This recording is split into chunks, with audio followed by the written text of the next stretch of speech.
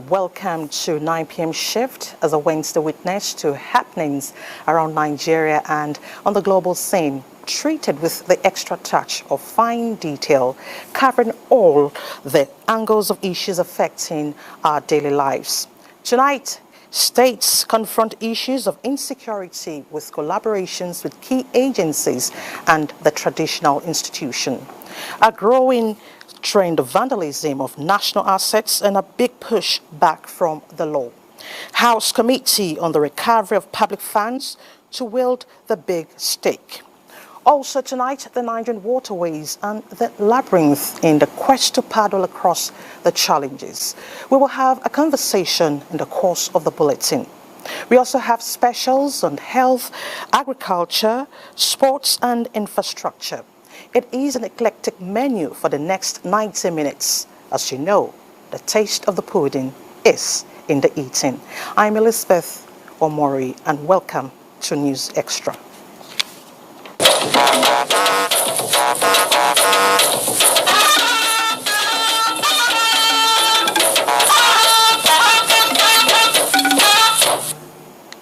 Vice President Kashim Shettima has departed Abuja to represent President Bola Tinubu at the G77 and China Leaders Summit in Havana, Cuba from 15th to 17th of September 2023. In a statement by the Director, Information Office of the Vice President, Olushola Abiola says he will be joining other world leaders, including the UN Secretary General Antonio Guterres, at the summit to deliberate on development issues facing members mostly from the global south. The summit will equally explore proactive ways of addressing challenges facing the development of member states, leveraging science, technology, and innovation to enhance socio-economic growth. Vice President Shettima would, on the sidelines of the summit, hold bilateral meetings with other world leaders to promote Nigeria's trade and investment relations in line with the economic development diplomacy of the Tinubu administration.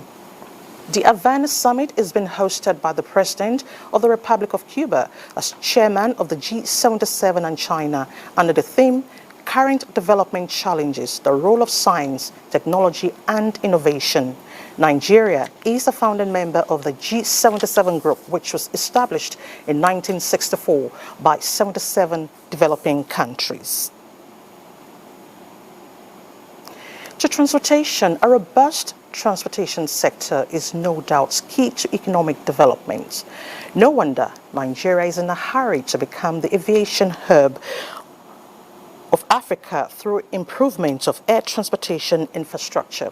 This assurance Aviation Minister gave when he delivered President Tinubu's message at this year's African Aviation Summit and Exhibition in Abuja. Aliyu Kabir reports that genuine partnership with critical stakeholders strategy on the table by the government to improve transportation infrastructure in the country. Aliyu will now tell us more. The 7th Annual Aviation African Summit provided an opportunity for all the critical stakeholders in the sector from across the continent and beyond to brainstorm on the way forward and to address all forms of challenges in the African aviation sector. Conveying the message of President Bola Tinubu, the Minister of Aviation and Aerospace Development, Festus Keyamo, underscored the importance of a huge investment in the Nigerian aviation industry, saying the government is fully committed for partnership. Areas of concern, he added, include upgrading the facilities and other infrastructure, aircraft maintenance, and the total overhauling, as well as forex availability, among others. These are the areas we're looking at. Upgrading our infrastructure. For emphasis or elaboration, this includes upgrading the CAT-3 landing system at major airports, construction of the second runway in Abuja, which is about to commence right now, airport improvement programs through concession, and government willingness to partner with companies to turn major airports into aerotropolis. We have almost 1,500 participants that have registered from 92 countries. I dare say there are very few events that we have that many countries that have participated in an event in Nigeria. So we're showcasing the Nigeria and land with the declaration of the government to make Nigerian aviation the centerpiece of African aviation, so that we can take our rightful place as the #1 country of aviation in Africa. The Egyptian Minister of Aviation, Lieutenant General Mohammed Abbas, alongside other critical stakeholders from the International Air Transport Association, IATA, African Civil Aviation Commission, AFCAC, African Airline Association, AFRA, among others, reaffirmed their determination to work in synergy towards developing the global aviation system, focusing attention on the African continent, taking into cognizance its vast potentials. At the exhibition, the minister inspected various pavilions of the global air carriers and the stands of other key players of the industry. In Abuja, Aliu Kabir, NTA News. To fund recovery, the House of Representatives has vowed to ensure that all remittances meant for government are paid to the Treasury single account in the Central Bank of Nigeria. This was stated during an investigative hearing by an head of committee on identification and recovery of public funds in financial institutions and government agencies. National Assembly correspondent Mohammed Rabiu Ali reports.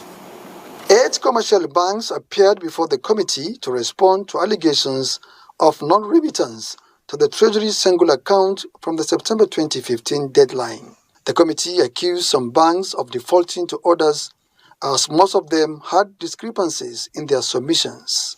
The bank defaulted in days on TSA transfer with cumulative amount totaling 564,583,837.98. Was the bank penalized for the default in transfer to TSA? If yes, how much? Sir, when the TSA was implemented, the bank complied. That's why I said the bank was not in default. You are making reference to Ganashi order? Yes. What is the status? So it hasn't been withdrawn yet from the courts, to the best of my knowledge. I think we have about 2 or 3 of them that are under Ganishi.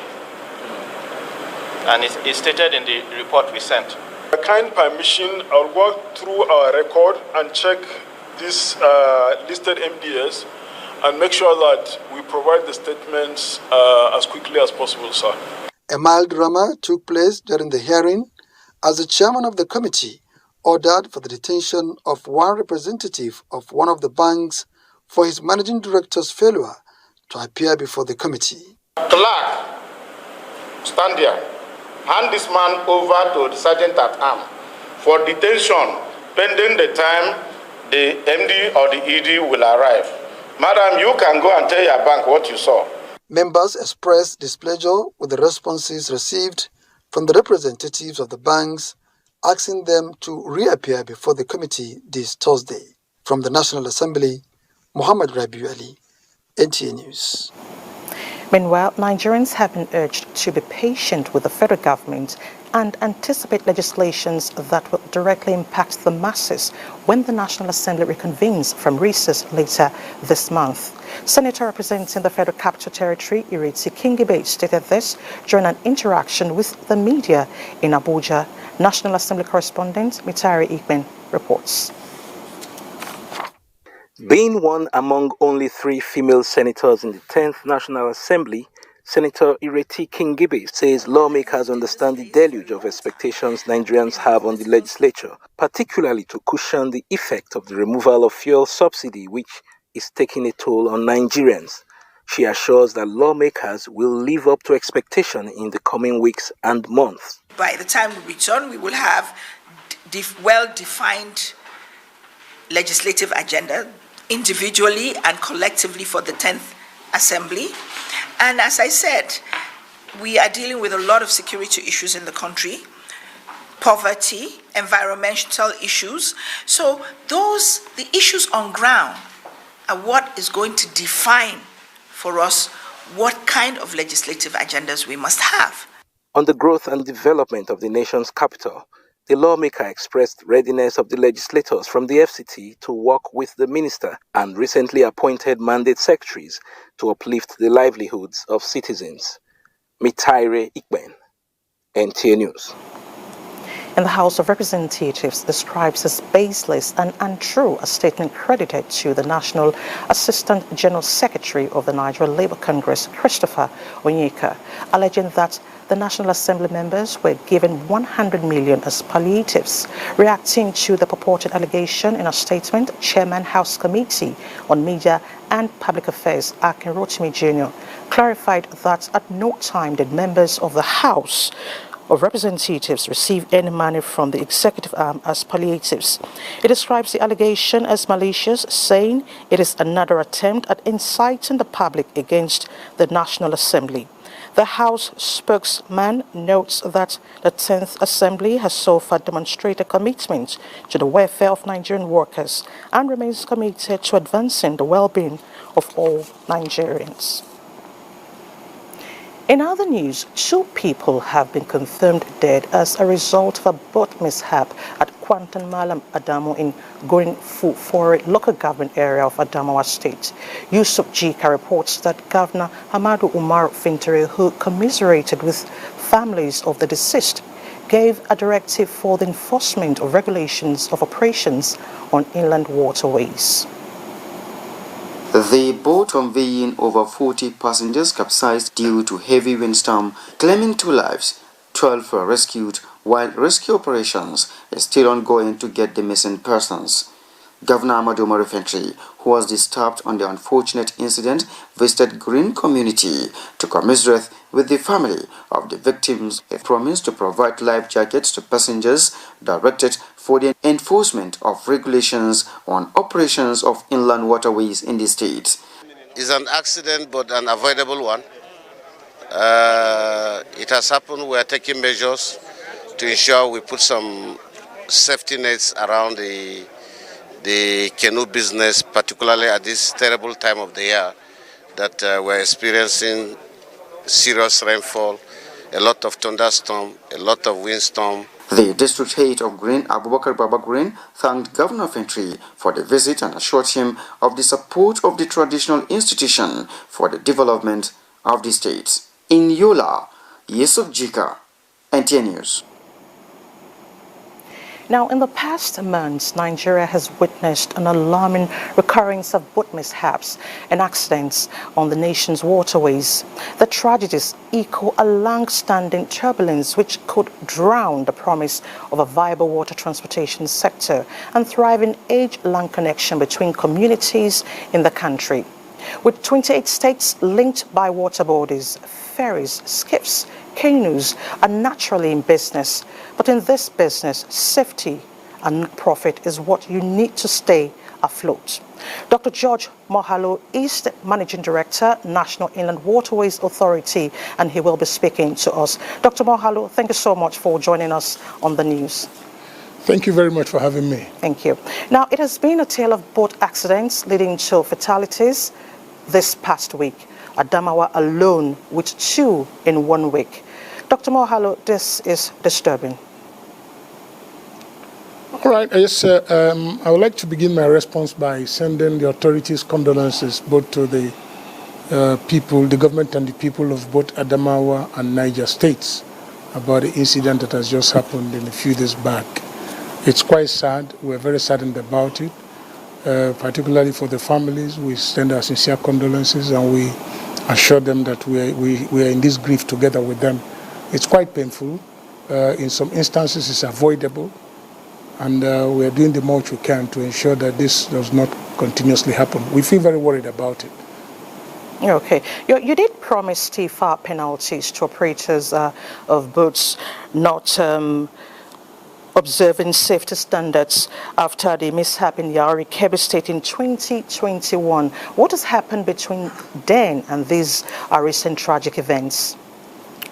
Yes, between that time and now, NIWA as an authority, we've done quite a lot with regards to averting incidences like this. We have upped the ante with regards to sensitization, which we think is very key and primary to get people to understand how to operate their vessels, how to operate in the waterways.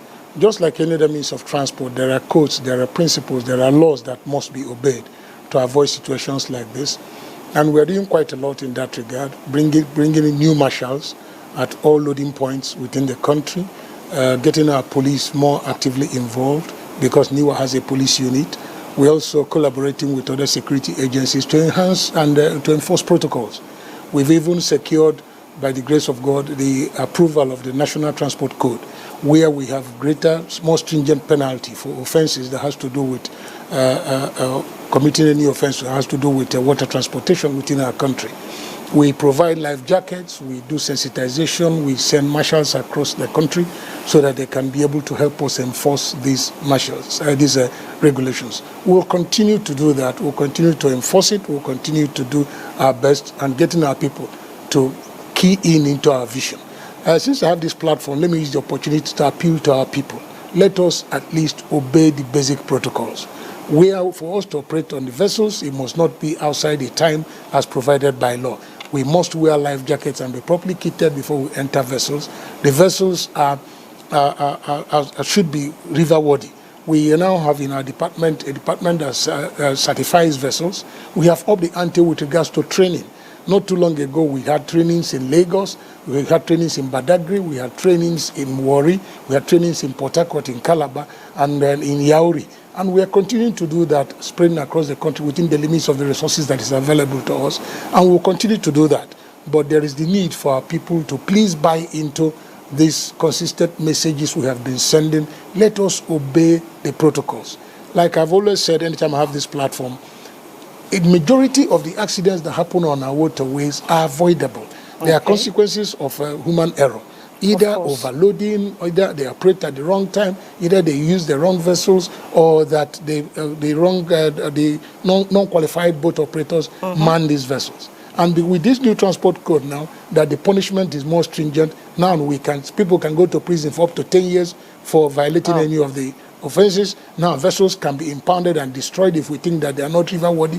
Now, so there's quite a lot of improvement. Especially with the approval of the transport code. All right, Dr. Mohalo, still on compliance, how do you intend to monitor compliance? That's very key, because safety is key. Yes, well, we agree with you very much that safety is key, and we're laying a lot of emphasis on it. Like I did say earlier, we have a newer police that we have. Today in our country, we have 23 area offices. And within these area offices, we have police units that operate on our waterways. The authority has provided patrol boats, which we distributed to all our area offices for them to be able to enhance their monitoring capacity. We have also provided search and rescue stations. We are targeting to build 23 search and rescue stations. We have completed 11, and they're all functional now, where we can respond on-the-spot responses with regards to challenges that come up on a regular basis. So we have developed that, and it's functional now. And we have gone to the extent now, because we know we don't have enough police to go around. What we have now done recently is to recruit marshals. We call them water marshals. Kit them properly and get them to help us in enforcing our regulations. We decided to choose these marshals from the local communities where we have loading bays, jetties, and quays and ramps. We are choosing the marshals from those local communities because they relate more, they communicate more with the people who are operating these vessels within their local environment. They prefer to work, we prefer them to work in the immediate areas because there's the advantage of easy communication, there's the advantage of trust because it's a major element. Trust, because they believe in their people, and when their people tell them, don't do this, they will tend to listen more than those of us coming from outside to come and give them conditions and give them and try to enforce protocols. But when we're using marshals, we have more results, we achieve more results. All right, Dr. Mohalo, quickly, how do we navigate out of these troubled waters of capsizing boats, passengers and operators? Yes, we continue, for us to get out of it, just like any natural situation, accidents certainly will happen. But what we are saying is that we want to bring it to the barest minimum. Now, we will continue the sensitization we are doing. We'll keep emphasizing it, we'll keep selling it, using all means of communication that is available, including using local town criers to get people to key into what we are doing. We'll keep procuring and distributing on a larger scale life jackets. We keep educating people on how to use these life jackets. We keep monitoring and ensuring that vessels are certified, registered and certified. Now we have gone electronic. Now you can even electronically register vessels, certify vessels and register them within NIWA, because we are digitalizing our processes so that we can, wherever you are, these vessels can be electronically certified so that we can even monitor your vessel from our headquarters. So we are doing that. So we keep doing these things we are supposed to do. We keep ensuring, insisting that protocols are obeyed. Vessels don't move in the night. Vessels don't move early hours of the morning, because a good number of the accidents that has happened during these times. And these vessels don't have night navigational aids. Vessels should not be overloaded. If the number is 10, carry 10 or even less. Not going to carry 20 or 30 in a vessel that is designated to carry only 10 passengers. We keep telling them it is better that these vessels go 3 trips than for them to go 1 trip and get drowned. So we prefer the vessels go 2-3 trips rather than going 1 and not come back. Dr. George Mohalo, we want to thank you. Thank you so much for enlightening us. Thank you for your thoughts on the issue before us. Thank you very much. My pleasure as always. Thank you. Now, to the judiciary, stakeholders in Abia State have commended the judgment of the National Assembly Election Petition Tribunal sitting in Umuahia, which validated the victory of Senator Orji Uzokalo as the duly elected senator representing Abia North Senatorial District.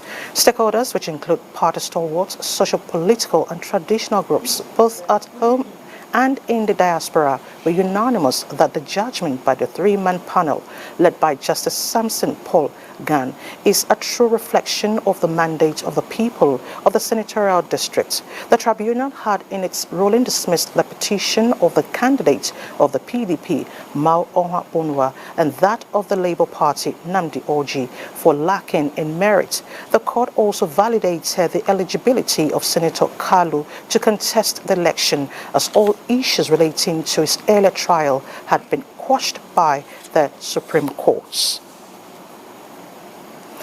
Asiwaju Bola Tinubu train station in Apapa will be completed within the next 3 weeks in order to sustain the momentum of the railway transportation in the country. Minister of Transportation, Senator Saidu Ahmed Al-Kali, made this known at the end of his maiden familiarization tour of facilities of the Nigerian Railway Corporation in Lagos. Joel Okwola reports that technology will be deployed to ensure security of passengers. The Nigerian railway system has been going through transformation to ensure easy movement of passengers and goods to every part of the country. The Minister, Senator Saidu Ahmed Al-Kali, and his team experienced a serene train ride from the Mobolaji Johnson train station in Ebutemeta, Lagos to Kajola Station in Ogun State, where he had an opportunity to have a personal experience of the prospects and areas of improvement. With an estimated population of over 200 million Nigerians, a robust rail transportation system is not just going to ease the burden on the roads, it will also contribute meaningfully to the nation's economy. Actualizing this agenda will be the focus of the new administration. While briefing the media, the minister says completion of all ongoing projects will be vigorously pursued, while more stations are expected to come on board. President Bola Ahmed Tinubu train station, we said 3 weeks. To fix narrow gauge, Lagos Kano, we said 3 months. Mina, Abuja, Kaduna, Kano. As it stops in Ibadan. So they are going to continue with the work from Ibadan to Mina. But meanwhile, before we can achieve that standard gauge, we intend to put the narrow gauge into use for passengers and cargo. Security, according to him, will be given utmost priority. We intend to engage some security firms so that they will put some gadgets on the train that will further enhance the security situation of the train and of course the rail lines. For stakeholders in the sector, the prospect of Nigerian railway system is brighter. Land Airport in Kano is actually one of the major beneficiaries of a functional rail service, and the Honorable Minister has confirmed and has given clear direction for the rail, particularly the existing narrow gauge, to become fully operational. The welfare of workers in the Nigerian Railway Corporation is another salient area the minister has promised to give accelerated consideration. In Lagos, Joel Okwola, Nta News. Addressing the root causes of 13 years of security challenges in Borno State is a task Governor Zulum considers a priority. Hence the inauguration of 2 mega-sized vocational enterprise institutes and equipping 3 of others yet to be inaugurated in 100 days of his second term in office. Mohammed Goni in this special report tells us more on the development. A productive population is a panacea for the development of every society, just as idleness begets all forms of social vices. Youth unemployment and poverty, among other factors, were said to have contributed to the over a decade-long insurgency, hence the continued attention of the present administration in Borno to address the 2 social challenges. In 100 days in office, Governor Bagana Umar Zulum inaugurated additional 2 mega-sized vocational enterprise institutes in Biu and Shani local government areas in southern Borno, each of which offers up to 15 different trades to equip youth in the 2 areas with skills to make them useful members of the society. Borno State, under my leadership on assumption of duty, decided to construct and equip TVET centers in the state with a view to training our youth so that they can earn their means of livelihood by themselves. The state government has also rehabilitated 19 smaller technical and vocational training institutes in the states. In the period under review, 3 other vocational enterprise institutes in Gubio and Magumeri local government areas in northern Borno and Mafa in Borno Central Senatorial Zone have been fully equipped preparatory to their inauguration. As part of efforts to ensure social protection and livelihood support, Governor Bagana Umar Zulum in 100 days scaled up humanitarian intervention to vulnerable and less privileged households across the state. In the exercise carried out by the Palliative Distribution Committee, mostly supervised by the governor, to ensure transparency. They are here to plug up the distribution of the palliatives to 100,000 vulnerables under the presidential initiatives. So 100,000 will benefit from a bag of rice each, in addition to the 300,000 vulnerables that will receive palliatives in Borno State under the Borno State government scheme. Borno State government scaled off the number of beneficiaries of the palliative distribution from 300,000 households across the state to 400,000 following federal government's palliative intervention targeting 100,000 households. In Maiduguri, Mohammed Goni, Nta News. Now let's talk security. The British High Commission is to support the development of a unified multi-agency anti-kidnapping strategy to stem the tide of crime in the country. This was the focus of the workshop organized by the National Counter-Terrorism Center in the Office of the National Security Advisor. Defense correspondent Ismail Musa reports. Kidnapping, a deadly crime, is on the increase and assuming a different dimension. Records from the defense headquarters indicate that more than 700 people were kidnapped in the last 3 months. Apart from generating illegal wealth from the social vice, funds from kidnapping is partly used to fuel terrorism and banditry, particularly in the Northwest and North Central. This multi-stakeholders forum is to develop a central template for security and relevant intelligence agencies on anti-kidnapping. The proceeds of kidnap for ransom have continued to serve as a platform for financing terrorism, not only in Nigeria, but across the Sahel. It's no longer just kidnapping for criminality, it's criminality as an occupation to support other kind of occupation, which are, of course, illegal occupation. Proliferation of agencies is not a problem, but let us have a framework to define how we're going to engage. We can have a national multi-agency fusion center with defined rules based on jurisdictions, based on individual organizations' mandate, and all of that. And I think if we do it, Nigeria will be better for it. We've got a framework, and we're building on this framework, and we're going to come up with something which will define what the multi-agency kidnap fusion cell will be and what it will look like. In the renewed collaboration, the media is taken to task journalists by being part of the drive to stem kidnapping. The media, no doubt, is overly germane to helping in building the kind of relationship that this center desires in setting records straight on the effort of our security agency in the protection of life and property in the country. This platform is to, among other things, enhance synergy between the media and security agencies. In Abuja, Ismail Musa, Nta News. Thank you, Ismail. We need to be more security conscious. Now, the government of Niger State is leveraging international partnership in addressing the disturbing attacks ravaging some parts of rich water bodies and arable lands in the state. This is coming as the state prepares to host an investors summit aimed at unlocking economic potential and creating surplus for consumption and export. Abubakar Akwanga tells us more. Niger, a state endowed with vast arable land and solid mineral deposits, but gradually being undermined by violent forces.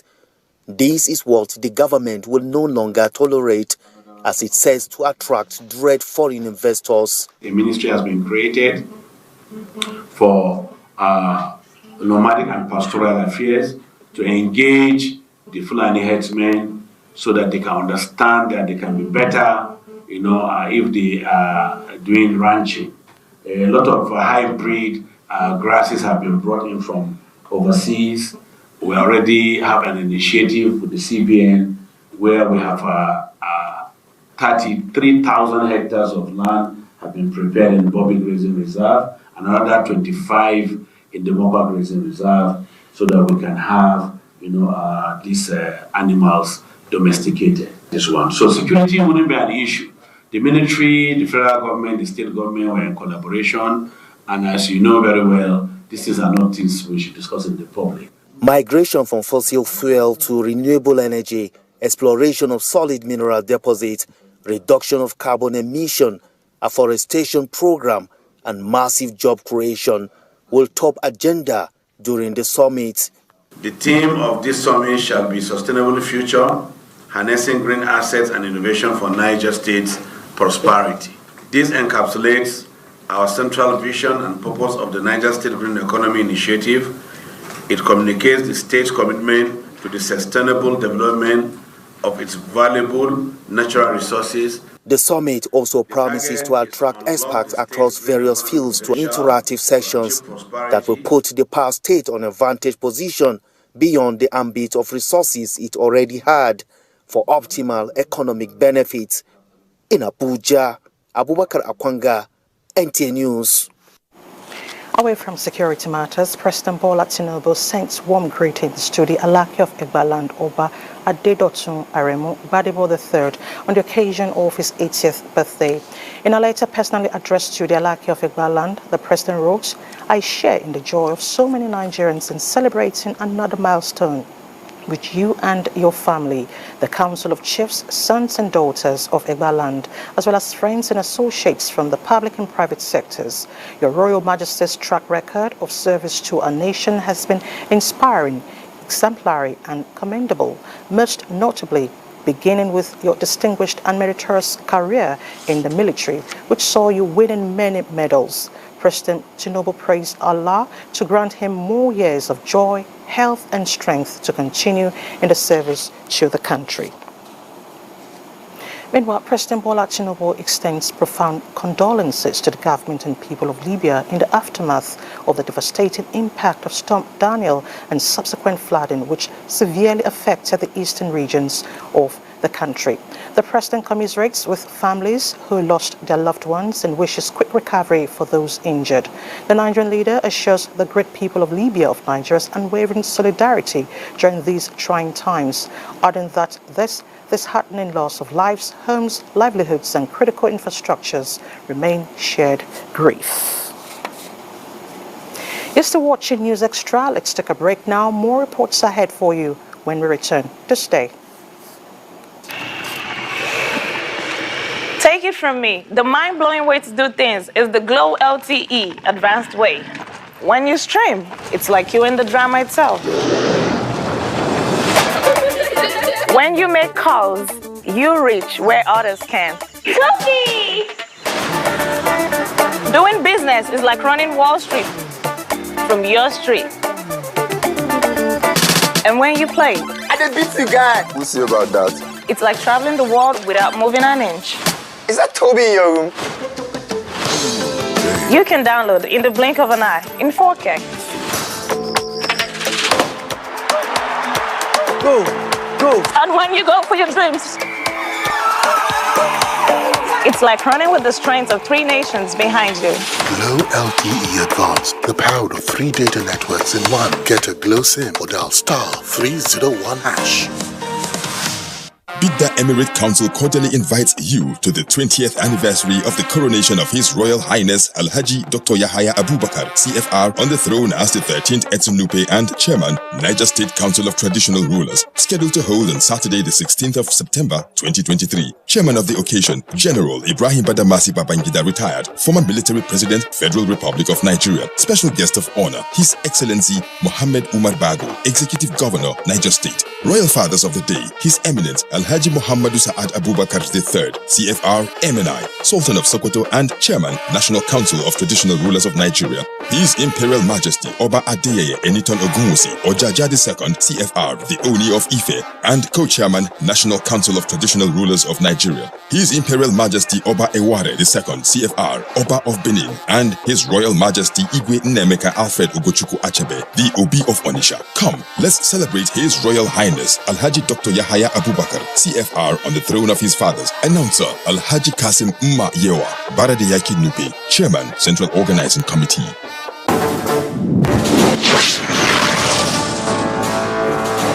Shuari 2 Community Primary School in Maiduguri was newly built by the administration of Governor Babagana Umara Zulum. The school was commissioned by Vice President Kashim Shettima.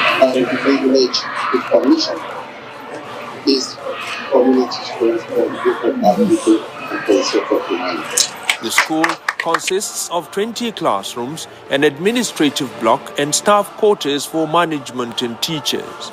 The school has sporting facilities for football, volleyball and a playground.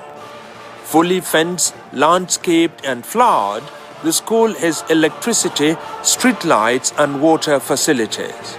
Shuari 2 Primary School is one of 77 projects delivered in 100 days by Governor Zulum for the advancement of basic education in Borno State. On behalf of the entire good people of Sokoto State, the seat of the Caliphate, His Excellency Dr. Ahmed Aliyu Sokoto FCNA welcomes the Jigawa State Governor, His Excellency Malam Umar Namadi, to Sokoto on a one-day official engagement on Thursday, 14th September 2023. While in Sokoto, His Excellency Governor Umar Namadi will commission some township roads reconstructed by Governor Ahmed Aliyu-led administration within its first 100 days in office. They include Kwari, Zaga, Jaredi, as well as Isa off hospital routes, which will take place by 2 p.m. The entire people of Sokoto State, the seat of the Caliphate, are saying, Lale Marhaban Dazuanka. 100 days after the mantle of Nigeria's leadership fell on you, you have shown leadership, courage, and political will to bequeath to Nigerians the Nigeria of our dreams. President Bola Ahmed Tinubu, GCFR, you have salvaged our economy by removing fuel subsidy, unifying foreign exchange market, vigorous marketing of Nigeria to the world while attracting foreign investment, provision of fertilizers to boost agriculture, entrenchment of national unity through a balanced appointment of service chiefs and ministers. With the tribunal affirming your mandate as the 16th president of Nigeria, we felicitate with you because we are confident that the journey to a greater Nigeria has just begun. Mr. President, as we await the rolling out of 11,000 CNG buses, please be assured of our unalloyed support at all times. This message is powered by Dr. Musa Mohammed, Metakubi 1, the National President, Ritian. Uproad Super!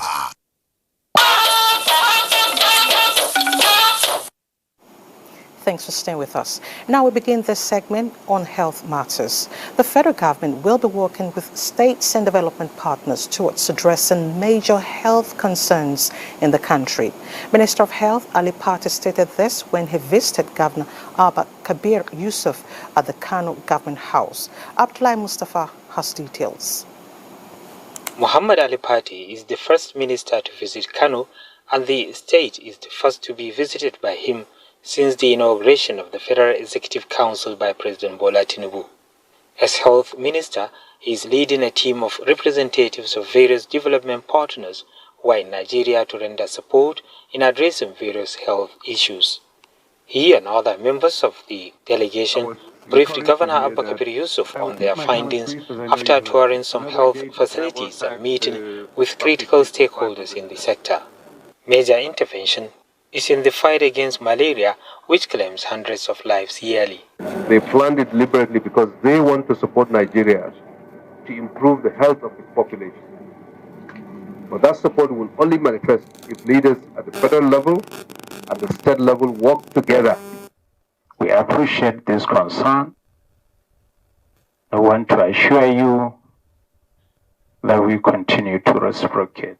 While thanking the delegation for the proposed intervention, Governor Yusuf also highlighted some milestones recorded in the health sector during his first 100 days in office. In Kano, Abdullahi Mustafa, Nta News. Sickle cell anemia is a genetic red blood cell disorder in humans and has claimed many lives globally. Efforts to increase public knowledge about challenges experienced by patients, families and caregivers of people living with this condition necessitated the declaration of the month of September as the International Awareness Month for Sickle Cell. With Nigeria having the highest number of people with sickle cell anemia globally, Aisha Abubakar Yaya takes a look at the causes, management and awareness level of sickle cell anemia. 2008, the United Nations General Assembly adopted a resolution that recognizes sickle cell anemia as a public health problem and one of the world's most genetic diseases that need urgent attention. Research reveals that millions of people are living with sickle cell anemia globally, out of which about 6 million are Nigerians, making the country have the highest number of people with sickle cell. 29-year-old Damilola Ajibade is living with sickle cell anemia. When it comes to job opportunity, that discrimination, when it comes to partners, that discriminations, a lot of discrimination because they feel sickle cell is a death sentence and they feel that, oh, they are burden. Dr. Amdala Isa, a consultant pediatrician with the Children's Specialist Hospital in Ilorin, says the hospital attends to not less than 6 sickle cell children on a daily basis. This, she says, is worrisome and requires concerted efforts to raise more awareness among Nigerians. Provision of all the treatment modalities will not reduce the burden, but we should let people be aware, especially those secondary school children. They should know their genotype such that we can, in a way, reduce the burden in our environment. And also, a carrier is not supposed to marry a carrier. That is, AS should not marry AS, because both of them may transfer that abnormal gene they have to their child. My findings revealed that many Nigerian youths are ignorant about their genotype. Do you know your genotype? No, I don't know my genotype because I've not done any tests like that. No, I don't know my genotype because I don't have any reason to run such tests. No, I don't know my genotype because I haven't had the opportunity to do it. If the world can support survivors of sickle cells and advocacy for genotype testing is increased, Nigeria and indeed the world will have less sickle cell burden and everyone will be better for it. Aisha Abubakar Yahaya, Nta News. Thank you, Aisha, for that report. It is important that you know your genotype before marriage. Very, very important. Now, the federal government and United Nations Children's Fund are discussing modalities to meet identified funding gaps of $9.2 billion in Nigeria's water, sanitation and hygiene wash sector and end open defecation by 2025. This was part of the agenda as Minister of Water Resources and Sanitation, Professor Joseph Utsev, and Minister of State Water Resources and Sanitation received an audience from UNICEF officials in Abuja. Oluseyi Adiago reports. At the end of January 2023, only 74 out of the 774 local government areas in Nigeria have been certified open defecation-free. Slow pace, no doubt, with just about 2 years left to the target year of Nigeria being an open defecation-free nation. In UNICEF report, 1 out of every 3 people does not have access to safe, clean drinking water, and 37% of children at the national level are suffering from stunting, an irreversible condition which signals a future of human capital deficit. How can we learn from states like Jigawa and really inspire and motivate other states? And as we work for children, we cannot divide the children. Children requires all kinds of support. And that's where we want to have more integrated approach. The leadership of the ministry is now in the vanguard of championing the water sector to achieve the desired results.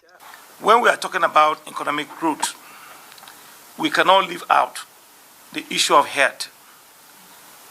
And we cannot actually achieve good health 100% without mentioning water and sanitation. And these are the areas that UNICEF have come in and are contributing positively. The ministers expressed readiness to work with relevant actors not only to help achieve national wash targets, but also the SDG goal 6 of clean water and sanitation for all by 2030. In Abuja, Olusheye Adiagbo, Nta News. Poor parental control, laziness, peer pressure, and poverty are some of the identified reasons girls engage in immoral acts. These are the testimonies of some suspects arrested in Gombe at unlawful nightclubs, popularly called gala clubs. Zara Umar Adamo brings us details.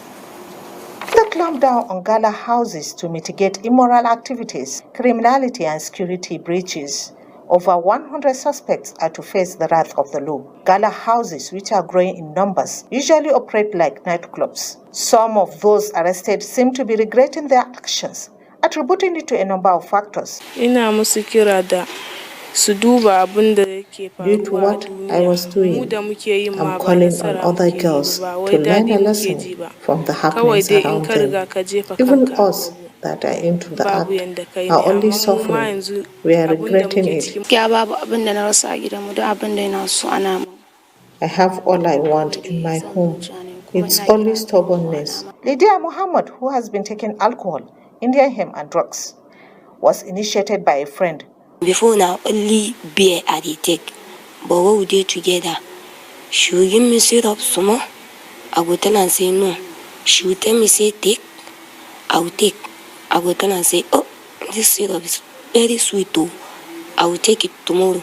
When I don't already take, my eye go blind, my leg go shake, I no fit eat, I no fit talk. I started the immoral act with my friend, and my sister decided to get me married. All the girls arrested at various gala clubs are remanded at a detention center. Zara Umar Adam, NTA News. To ensure you make the upbringing of your children your priority.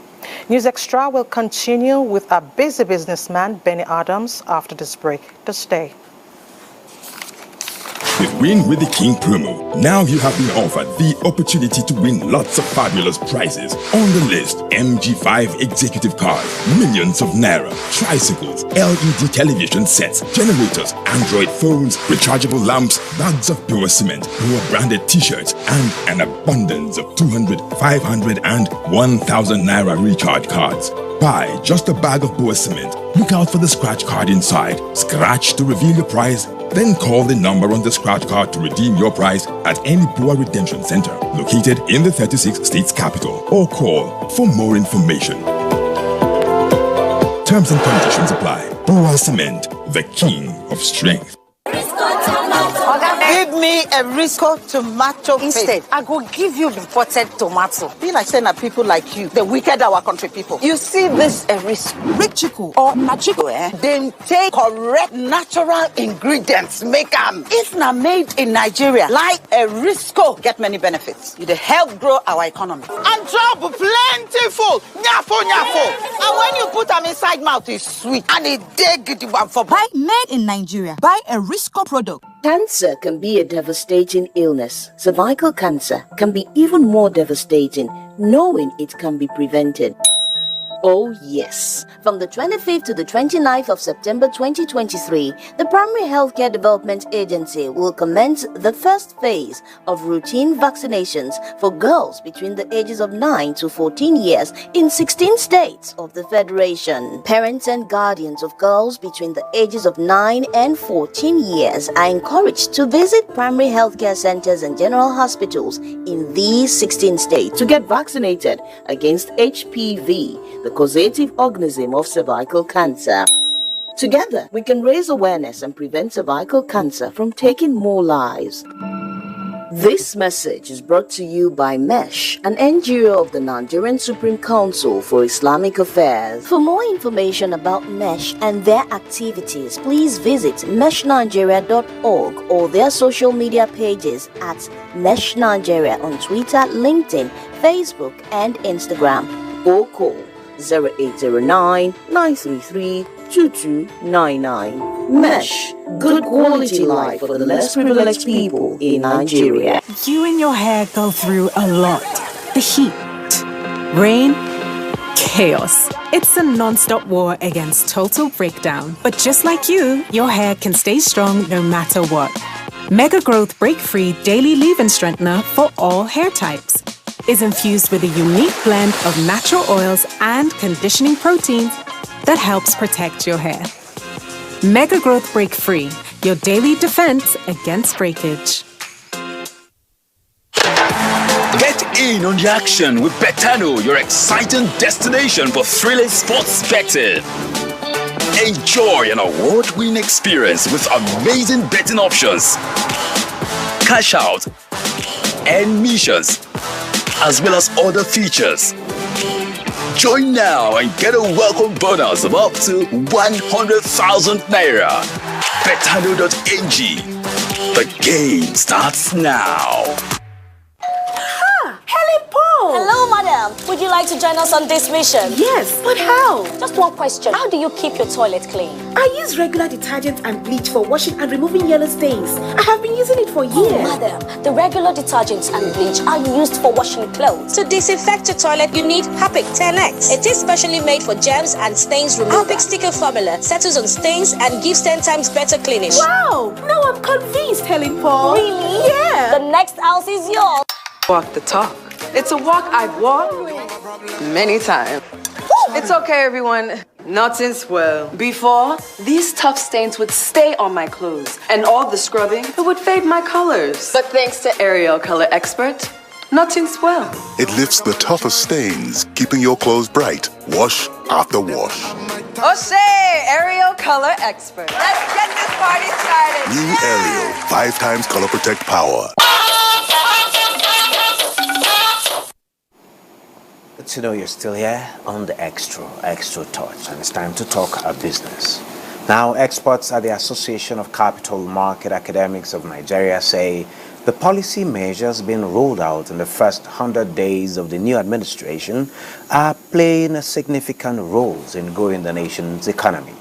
Bosede Abel reports that the briefing also applauded the recent engagements by the president with international investors in India and the UAE, and hopes that pledges made by the investors materializes to forex liquidity and job opportunities. Means embarking on deliberate efforts to diversify the export base. In the meantime, the government should give support to the Central Bank of Nigeria in the implementation of the RT 200 program, especially in relation to port reforms, while it works on the ease of doing business to pave way for increased foreign investments. And the Nigerian youth have expressed readiness in ensuring that the present administration's declaration of emergency in agriculture records the desired effect. Have surge in fintech in Nigeria currently. If we can have that also in agriculture, it will encourage young people to come in, and the interest should be single-digit interest rate, and let it be soft, especially if we can take out collateral. It will improve a lot. It will improve agriculture in Nigeria. Look at the markets. Nigeria's equities market recorded its first positive close this week, rising by 338 billion naira as investors further positioned for interim dividend in reaction to banks' half-year scorecards.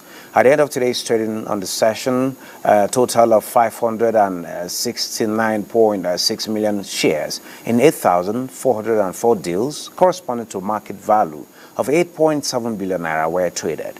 Compared with the previous trading day, today shows 12% decline in volume, 21% decline in turnover and 20% decline in deals. The current market capitalization is 36.9 trillion naira.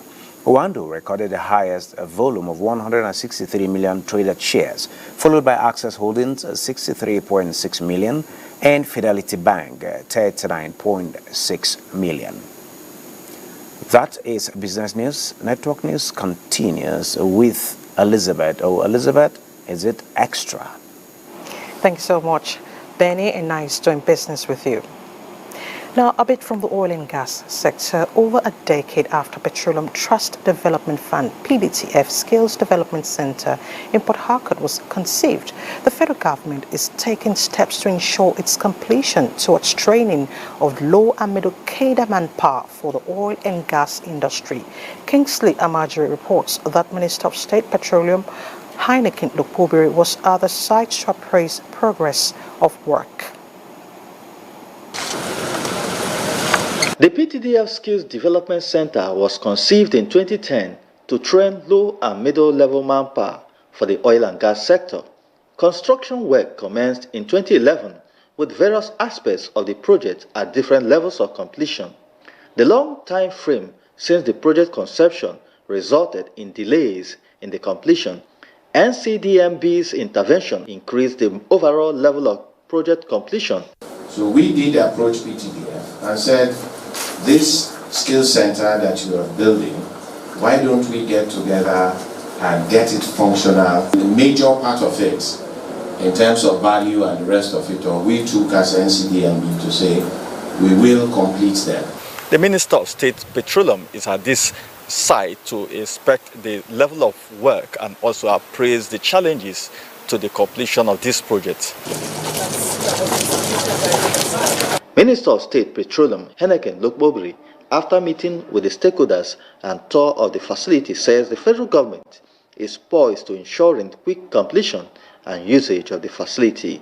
This project will be completed within a short time and be put, to use.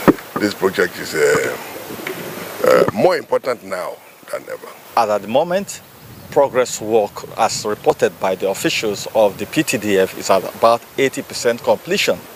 So far, work at the Vocational Center Tower Building, workshop, library, auditorium and residential homes have been completed. The hostels and cafeteria projects are still ongoing. In Port Harcourt, Kingsley Amajiri, Nta News. The impact investing ecosystem in Nigeria is set for further growth as the federal government reaffirms commitment to facilitating favorable investment climate through policy-targeted incentives. Minister of Budget and Economic Planning Atiku Bagudu gave the assurance at a meeting with members of the Nigerian National Advisory Board for Impact Investing in his office. Neka Oko reports.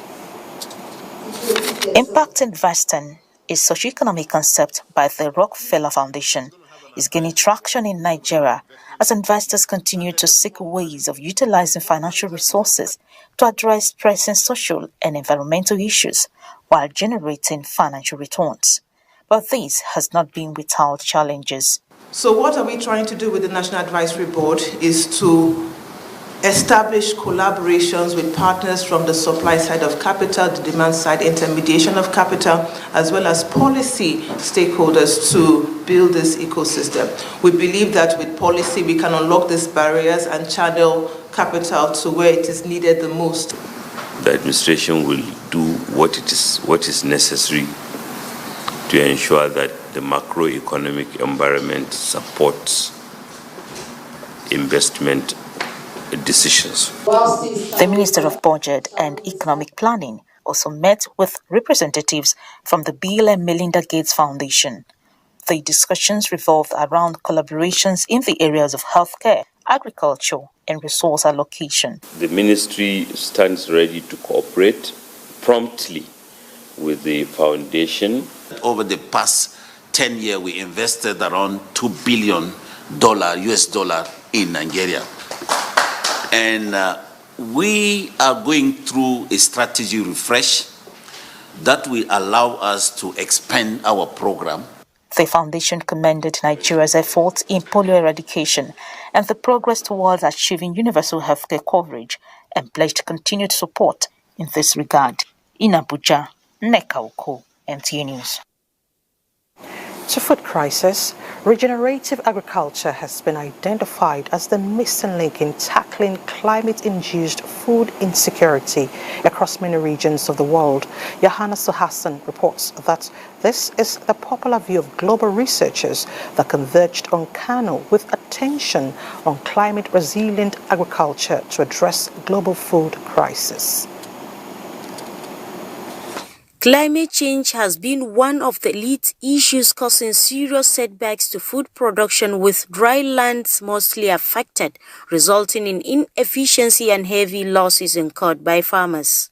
Fatima Zara Buhari is a researcher on the dynamics of sorghum production who is here to partake in cross-fertilization of ideas on enhancing yields and efficiency in crop production. In the field, I have 1,430 sorghum genotypes currently. We're evaluating them, we're checking their iron and zinc, and then we are thinking of biofortifying them and then selecting them to the next level.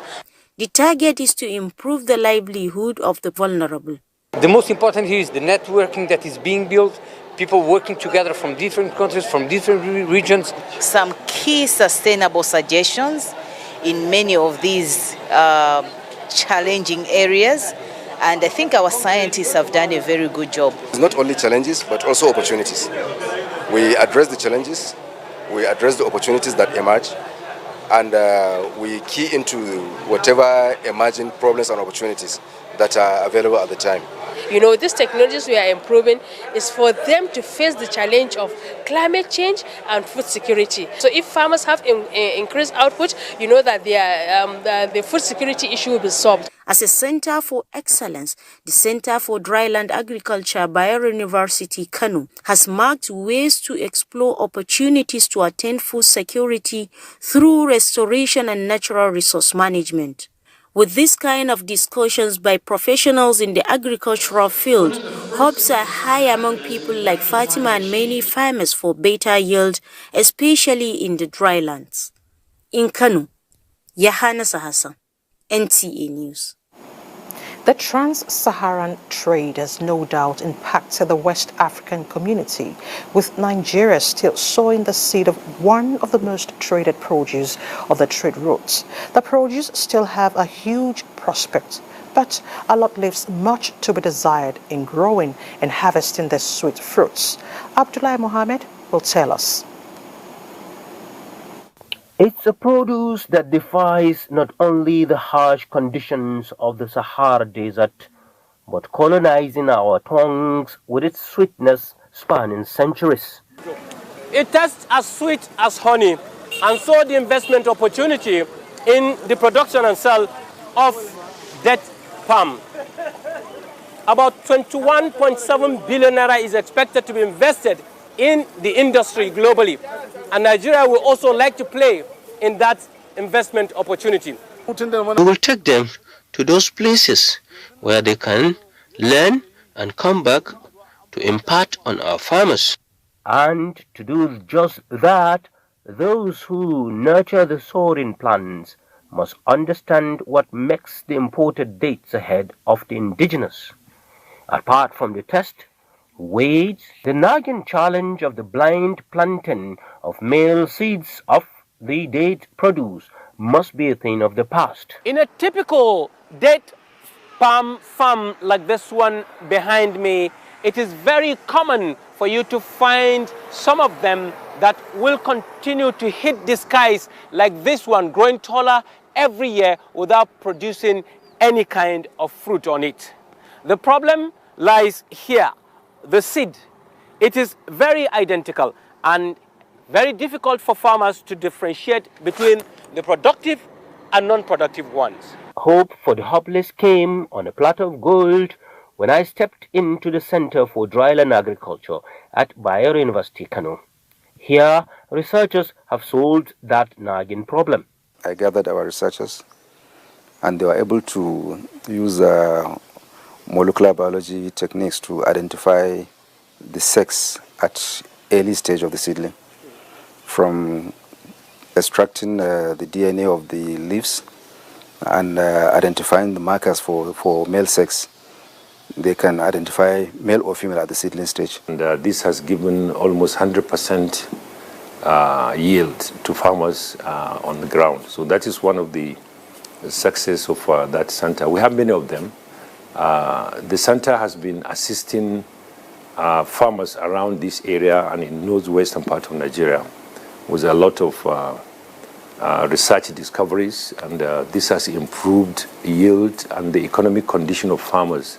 Going by this development, a critical push is what date farmers in Nigeria need to play a critical role in the global date market.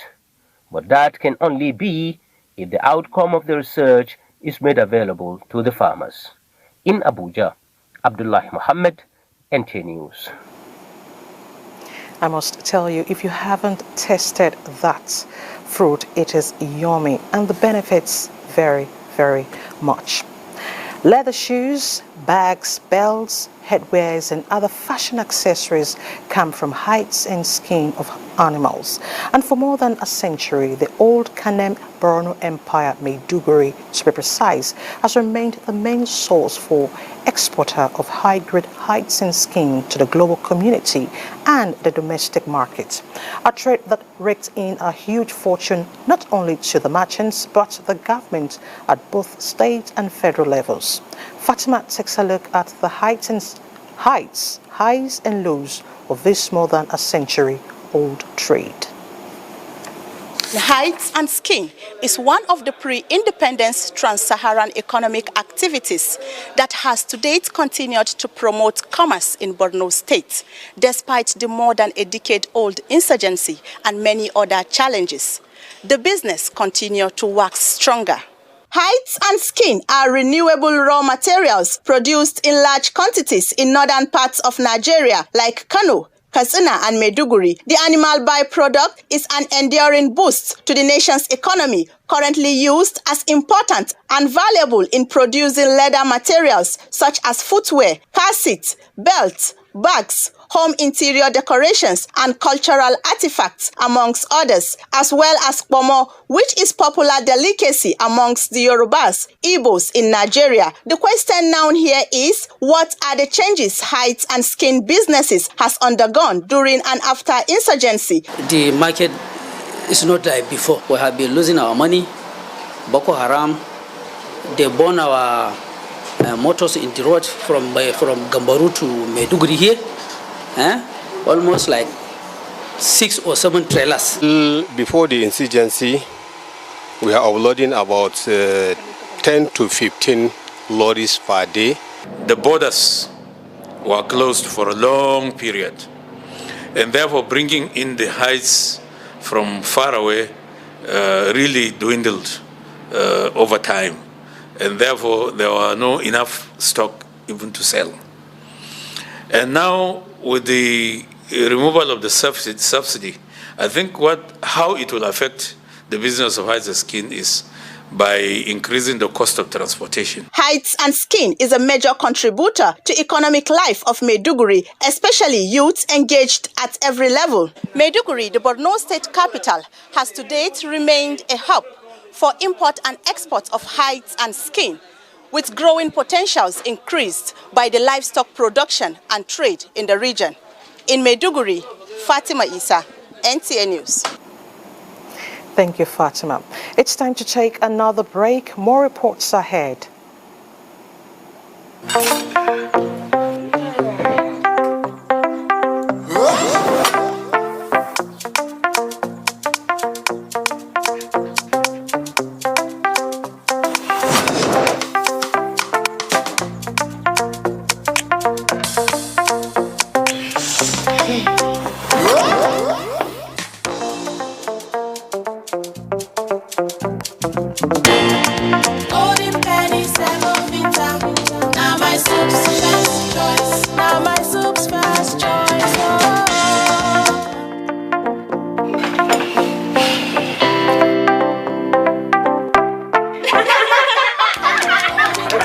Enjoy the delicious, nourishing, and satisfying taste of Golden Penny Semovita.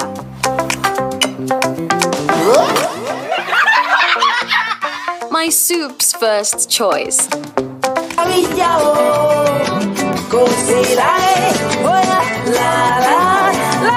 Every mom, a treasure beyond measure. 3 Crowns Milk. Healthy moms, happy families. Bye, Mom. He's going to play in this weather.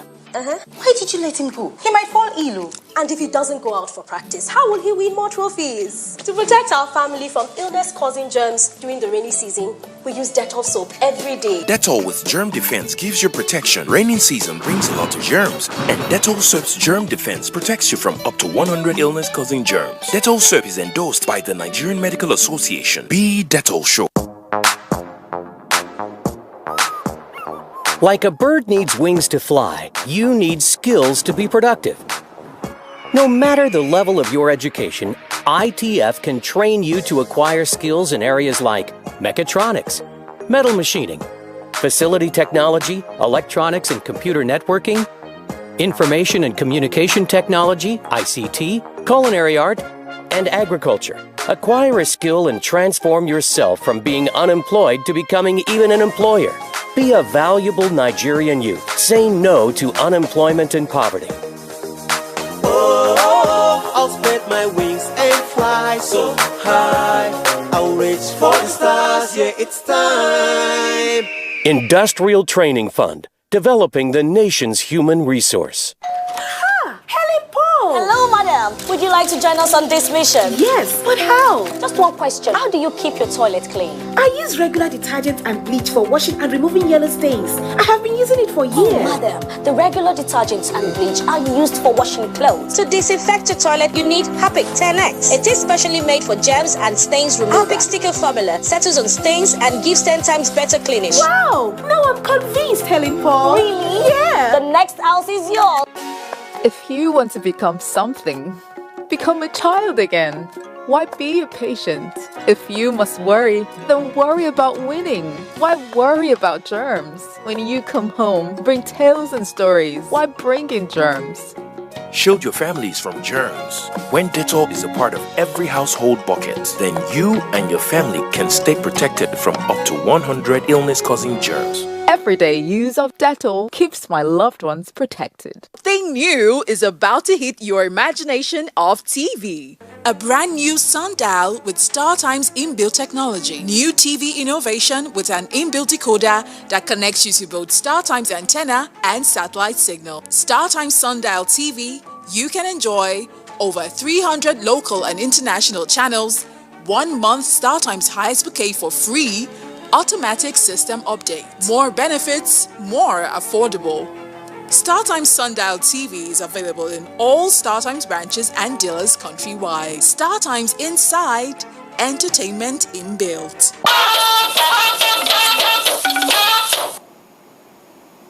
Thanks for staying with the NTA.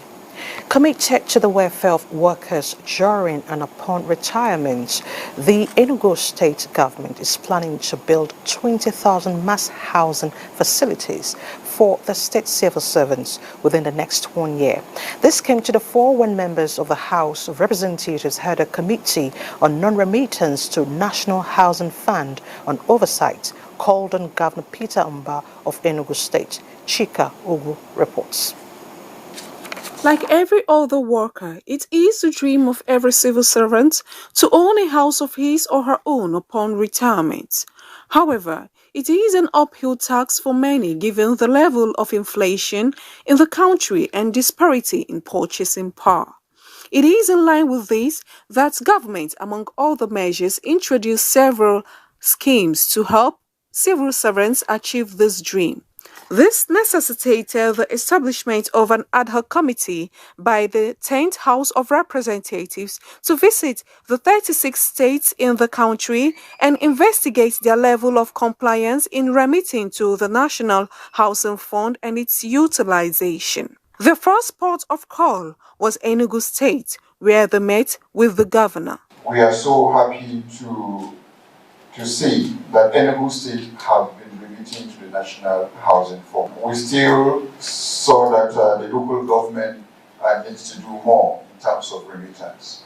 But because of that remittance, you are one of the states that has one of the highest allocation within the country. Glad you're here to also look at the utilization of the funds, because the ultimate goal for us is to ensure that these workers have access to houses, and that we do everything as government to enable that. The ad hoc committee inspected the various housing projects under the NHF scheme in Enugu. Chika Ugu, NTA News. September 13 is a special day for the tech community worldwide. It is World Programmers Day. The day is marked in celebration of the invaluable contributions programmers make in their role in shaping the digital landscape, which is relied upon every day. Toybat Anifowushi tells us more. The impact of programmers extends far beyond the tech industry, influencing many sectors like healthcare, education, transportation, finance, and lots more, says Benjamin Oni, a young programmer with years of experience creating websites and mobile applications. Programming has a lot of impact on our daily life. It's like the magic that runs our phones and computers, and it makes them do all these incredible things. So yeah, it's what lets us chat with our friends, watch videos online and YouTube, just normal daily activities. He identifies some of the challenges he faces on a daily basis. For example, there are different aspects to programming. You could be building something finance related, something healthcare related, something security related. And aside that, you could be doing things that are not as critical, such as making games or like chatting applications. So for the critical ones, for example, challenges would have to be being very careful.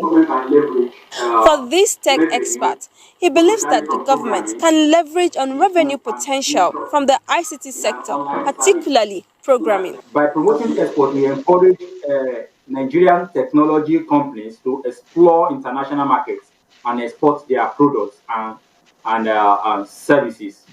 So another way in which government can leverage revenue, most especially from programming, cyber security, meaning to protect digital assets and build trust in an online service, so that there will not be any this sabotage or intruding into one asset.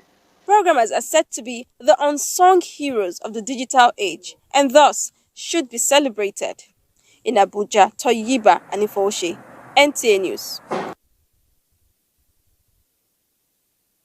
State has banned public officials from using government vehicles and facilities for personal use, with a warning that such act will no longer be condoned. The governor made the pronouncement shortly after presiding over the swearing-in of 9 newly appointed permanent secretaries into the state civil service. Yunisat Suleiman completes the story.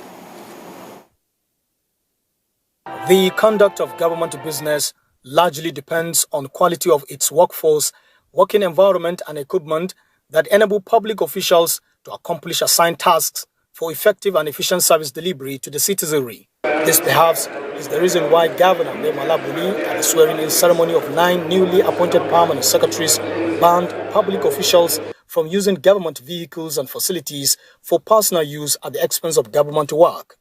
Let me warn that government will not condone wastage or diversion of government resources to sabotage our efforts towards providing services to the people. To the new permanent secretaries, he charged them to be good team players and to work harmoniously with their commissioners, directors and other staff of their respective ministries and departments for the attainment of set targets for maximum results. As we undertake our second and final term of office, we will ensure that government resources are judiciously and effectively used to improve the welfare of our people. The new permanent secretaries, immediately after taking oaths of allegiance and office, were deployed to various ministries and departments to reinvigorate administrative machinery to deliver more dividends of democracy in the state. In Damaturu, Yunusa Suleiman, Nta News. Let's take our last break. News Extra. We'll be back shortly.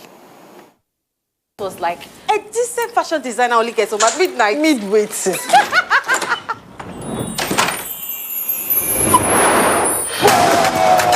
Half man like Osimhen. Papa just the chop Italian league like Oha. These are real housewives of Abuja. Those women are fire. What does OJ say again? My relationship with money is Alhamdulillah. Because they wear uniform, you want to treat people anyhow. Imagine this officer. I will clear out one line. Don't cost. Bruh, come on there. Things no matter. The biggest dragon for Westeros, now small picking face arm, blind bound. Right arm like Formula 1. Here, catch me. He found the gold. I've asked her for just shaking me piece of the pie, and she killed him for it. Obini, fair women, no. No one tells a story like we do. Showmax, Africa's original streaming service.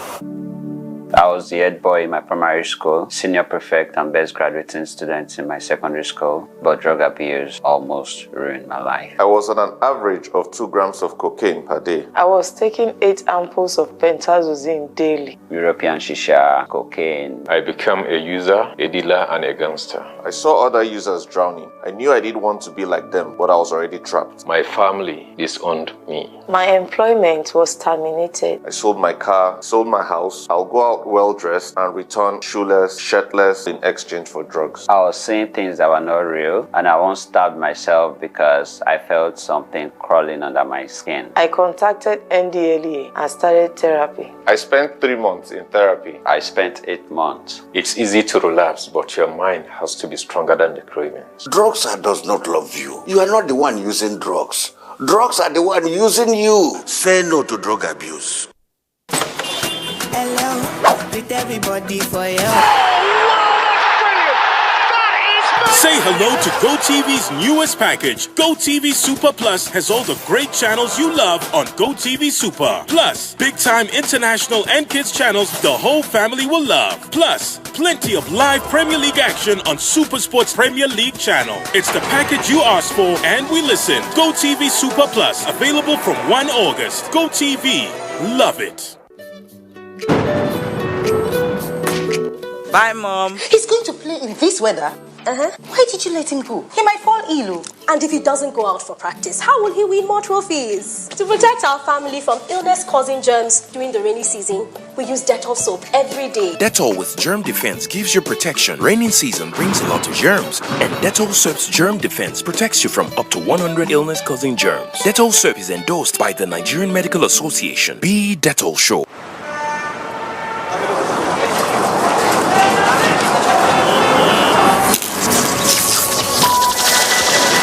Humble beginnings to the extraordinary. We've witnessed incredible bonds, the rise of legends in the most challenging of times, and the most unforgettable moments that kept us at the edge of our seat. Everything up till now was just the beginning. Legends go head-to-head as timelines have collapsed for the ultimate showdown. Welcome to Big Brother Naija All-Stars. Proudly sponsored by Money Point, powering dreams.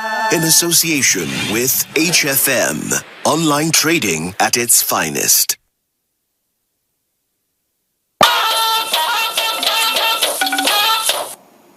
And next is a look at the weather prospects for tomorrow, Thursday. At Harvey Janus. We expect to start off the day with patches of cloud and sunshine intervals across most parts of the country, especially the eastern axis. However, we expect to have early morning thunderstorms across parts of Kaduna, Katsina, Sokoto, Zamfara, Kebbi, Adamawa, Taraba, and Borno, extending down to parts of FCT, Niger, Ogun, Ondo, Edo, and the stretch of the coastal cities. We expect more activities by afternoon as thunderstorms are expected across most parts of the north central, and the southern parts of the country. Let's take a look at the forecast across some selected cities. See you again.